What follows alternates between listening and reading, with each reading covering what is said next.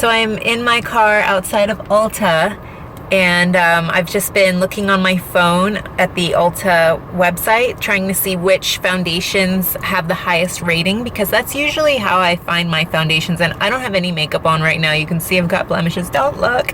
So I want to find a foundation that's gonna just cover up blemishes that I can wear, you know, just on the go everywhere.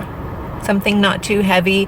And I don't usually wear foundation. This is how I go out when I'm going to the store. I always hope I don't run into anybody that I know when I don't have any makeup on, because you know how we girls can feel.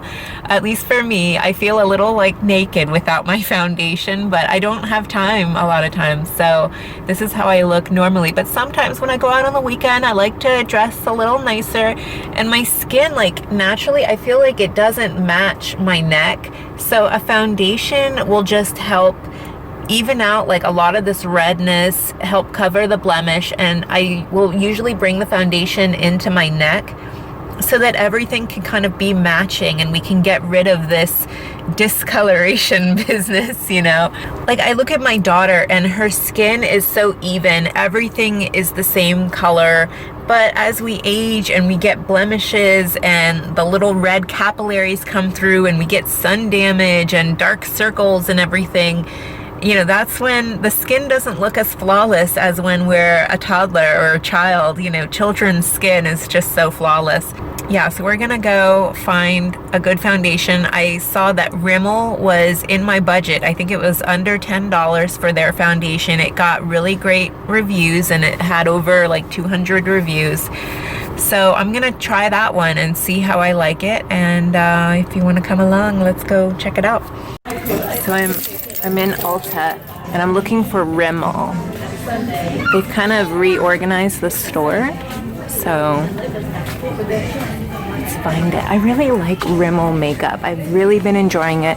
Before, I used to really I love NYX, and I love what is it? I love that brand Maybelline, NYX, Rimmel. Those are kind of my favorite drugstore brands. Where's Rimmel? I'm like looking everywhere. Does anyone else ever get lost in these makeup stores? Oh, there's Rimmel. There it is. I don't know, what do you think? Is that too light? That's like too light. This is the 101 Classic Ivory. It kind of looks like it would match. I wish that you could test the colors on your skin. That's one of the nice things about, I don't know where to look on this camera. Where's the camera? Okay, there. That's one of the nice things about buying from the higher end makeup, is that you can actually test it on your skin, whereas the drugstore brands, you've got to buy them, try them at home, see if they match, and if they don't, you bring them back and refund your money and try to not look like you're just trying to use makeup. But anyway, so I think I like this color because this one is soft beige. Which one matches more? Oh, the darker one matches more. All right, so maybe I am 201. Let's try 203. What do you think? I think I'll buy both because I'm kind of in between, and then you know how your skin can be darker in the summer and lighter in the winter, so I think I'm gonna get both of these. And it's buy one, get one 50% off, so that's what I'm gonna do. So I didn't film this part, but I ended up getting help from the lady who was checking me out, because she had like gorgeous, flawless makeup. So I was like, I need you to come help me pick my colors. So we ended up sticking with the 200 soft beige, but we ended up going up a shade, the 203 true beige, as my darker shade. I can use the 203 true beige like for during the summer when my skin gets a little bit darker. Because of the summer sun here in Florida, you tend to, you know, be a little darker. And then for the times when it's, you know, not so sunny and it's wintry and I'm not in the sun a lot, I can then use this color, and I can just mix the two formulas or the two foundations to try to match my skin color the best. But this is a full coverage foundation enriched with a comfort serum, instant perfect coverage that lasts all day, sweat, heat, and humidity, transfer proof for up to 25 hours, dermatologist tested, broad spectrum, SPF 20. The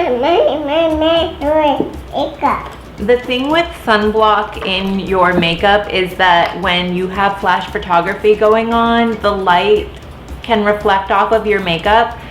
And so that's another reason you really want to pull the foundation down into your neck, because if you're getting pictures and just you're getting this reflection off your face, people are gonna know in photos, oh, she was wearing, like, it'll just really show very harsh. All right, so I don't have anything on my skin right now, and I've actually just washed it. And I also just did the Sally Hansen cream hair bleach, extra strength, to lighten, it says, even the darkest hair. Ooh, I hope I'm not waking the baby by talking. Okay. But yeah, it takes 8 minutes to bleach the little dark hairs on my face, and I didn't want to do it. It's an extra step, and I feel already so short on time, but I really think it makes a difference in the appearance of the foundation on the skin. It like sits more evenly, you have a more airbrushed look. So if you're someone who has like those little dark hairs and you know, they're not the most attractive thing usually in the world of beauty, so I bleached them. And I'm just combing my little dark hair, eyebrow hair there. And I'm using the e.l.f. Tone Adjusting Face Primer. It's supposed to fill in lines and neutralize redness, which, you know, I want to tone down some of the redness on my skin. I've been slacking on my skincare, so I've got a little bit of a breakout going on in my jaw area. It's hard with the baby. Sometimes he cries unless I'm carrying him at night, and then I'll just fall asleep with him. And, you know, even though I don't have makeup on my skin, I won't wash my skin sometimes because I've fallen asleep with the baby in my arms, and nobody told me that could happen. You know, I didn't think it would be so hard to take care of your skin after kids, but apparently it is. So anyway, breakouts occur. So we're going to use this face primer to sort of even out the skin's texture a little bit. I have some acne scarring, and I really like this stuff a lot, and it's made by e.l.f., so it's budget friendly, and I am all about budget friendly because I'm a stay-at-home mom. So there you go.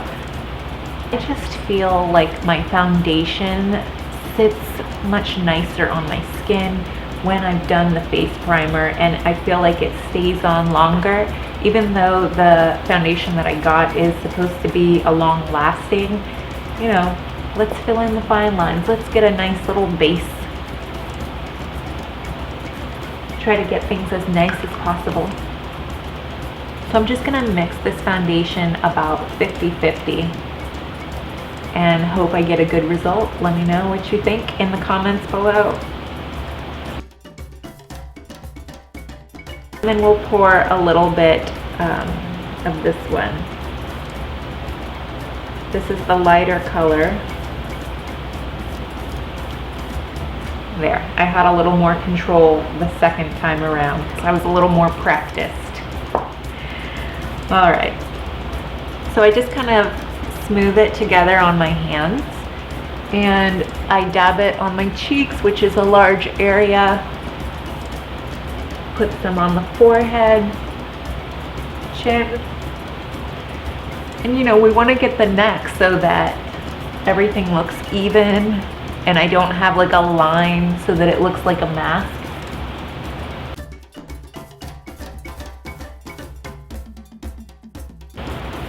And I go in circular motions as I rub it into my skin so that I don't have as many streaks. I even bring it over my lips. I get in all those nooks and crannies around my nose.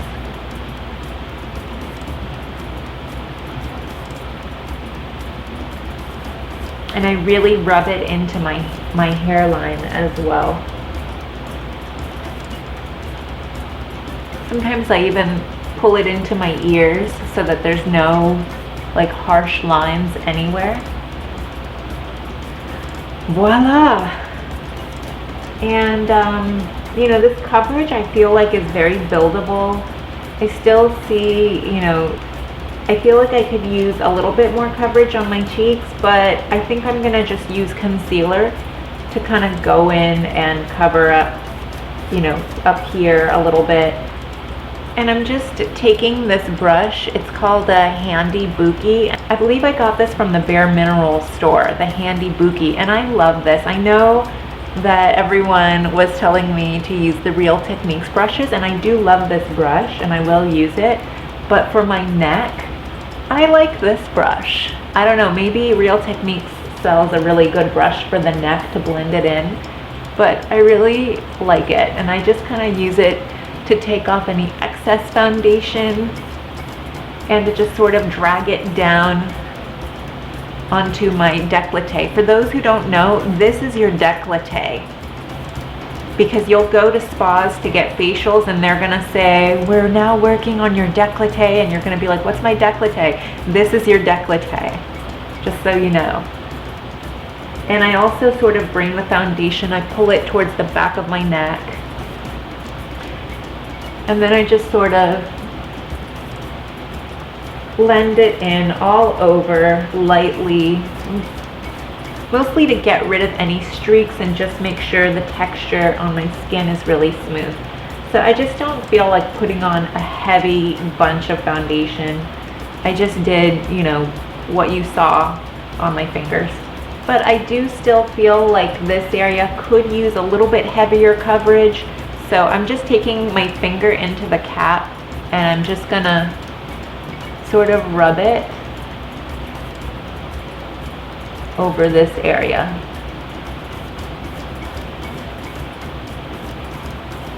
So a concealer that I've really been loving is the L'Oreal Paris Visible Lift Blur Concealer with the Opti Blur technology. And I barely use like a little dab like that. And I put that under my eyes and it just goes everywhere. So, and I'm gonna use my e.l.f. Flawless Concealer brush to blend that in. I even bring it over my eye, like over my eyelid.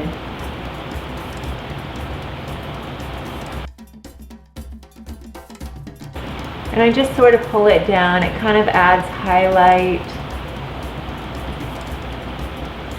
This is in the color Light 302. Just gonna add a dab more underneath my eyebrow there.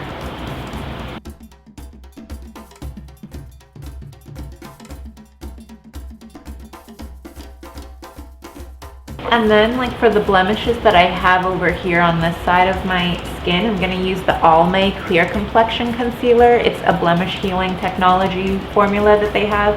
And it just makes me feel better putting that sort of a concealer on this rather than the really heavy one that covered my dark circles. I like this one for flaws on my face. And also this one I got to match more my skin, whereas the concealer that I used under my eyes is a lot brighter and it doesn't really match like my neck as much. I like a lot more brightness around my eye area. So anyway. So I put that there and I really I just sort of pat this on. And I'll use my little concealer brush.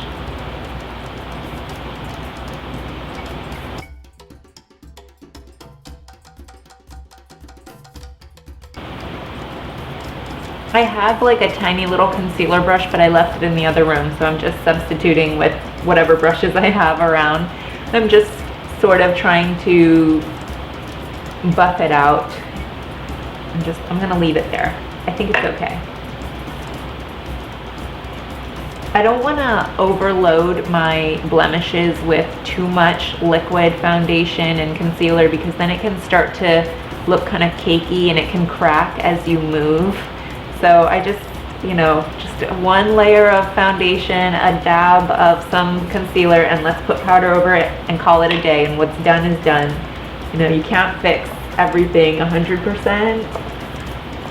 in my opinion. At least I don't like to wear too much makeup. So anyway, I'm using the Rimmel Stay Matte Powder, and this is the color Sandstorm, and I'm just gonna set my foundation.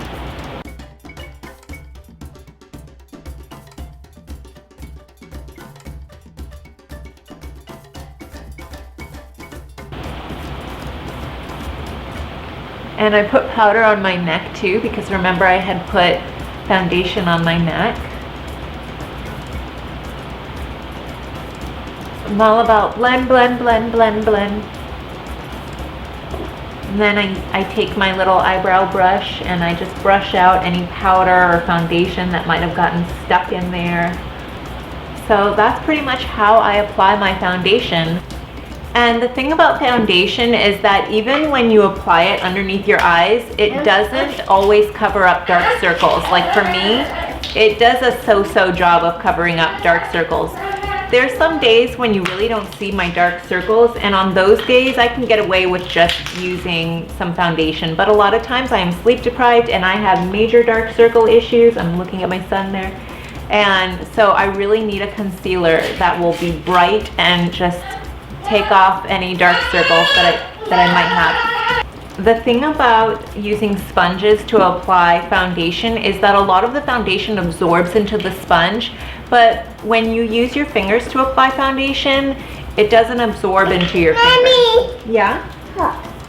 It doesn't absorb into your fingers. You're just left with really messy fingers. So hopefully you're by a sink and you can wash your hands right after you apply with your fingers. But a lot of professionals use their fingers.